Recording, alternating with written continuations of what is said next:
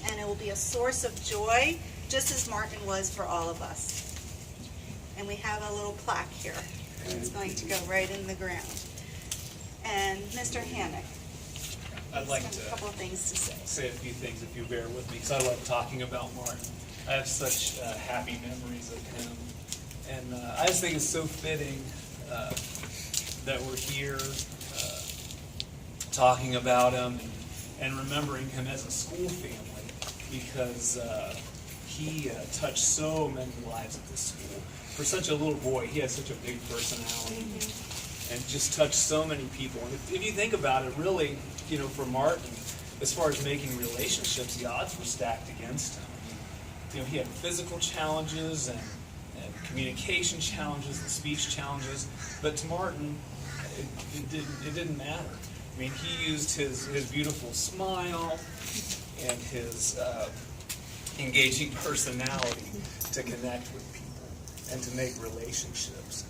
And he never let any of that limit him and the way that he reached out to people. And he was just so great about drawing you in. He had this huge imagination and creativity and just joy. I mean, when you were around Martin, you couldn't help but smile. And if anybody had a reason to be grumpy, it was Martin. But he was never grumpy. He was always smiling and just so full of joy and happiness.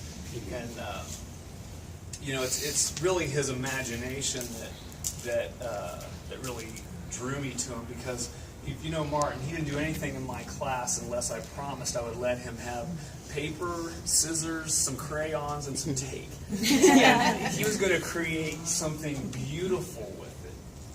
And sometimes I would look over, because he'd be getting my attention. I'd be working with somebody. He's like, Mr. Hammock, and I look over, and my room looks like a paper shredder exploded. I mean, there are pieces of paper everywhere. There's crayons and tape everywhere. But he's standing there with this sweet smile on his face, and he's got this beautiful creation sitting on his table that he wants to show me. And I think I think Martin used his creativity and his imagination to go somewhere else, like to go to a bigger world. And I think I remember Miss S. You told me when we found out that he died. We're so sad, but I remember Miss S. saying, to me, I don't think Martin was made for this world. Like, his imagination was so huge. I mean, that rang true to me, because I just really thought, like, his imagination just took him so many places. But the thing that I loved about Martin is that he wanted to take you with him. Yes. He wanted to share his imagination and his love of life and his joy with his classmates and with his teachers and with anybody that came in contact with him. And that's what I love, is that he wanted to take you with him. And I think I firmly believe that he's in heaven now, where his imagination is unlimited. He has no limits now. I just imagine his little spot in heaven with just paper and stuff just flying everywhere, and he's just making this incredible stuff. And that gives me comfort, to think about him just having no limits now. So just so happy to remember Martin.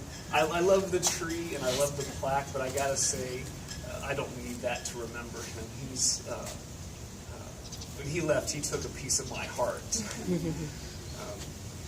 He took it with him, so I will never forget Martin for as long as I live. And this tree will be here to always remind us of his joyfulness that he brought us right outside the room where he spent so many wonderful years.